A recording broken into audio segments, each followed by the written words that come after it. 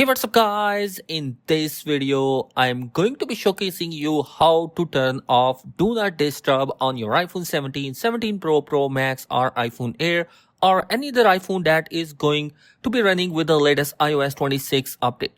So let's get started. Now, in order to turn off the Do Not Disturb, the first thing which you need to do is to check if you have Do Not Disturb on or off. So, pull down the control menu by swiping your finger from the top like this. And then, the way to see it, if your phone is on Do Not Disturb, is going to be under the focus setting. So, if you tap on it, it's a very first setting right here. Now, as you can see here, if I tap on it, Do Not Disturb, it's turned on.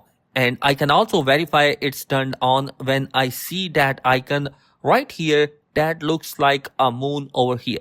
Now, in order to turn off the Do Not Disturb, you just need to open up the control panel from the top right corner, pull it down, and here you will see Do Not Disturb. Just tap on it, tap it again, and the Do Not Disturb will be turned off.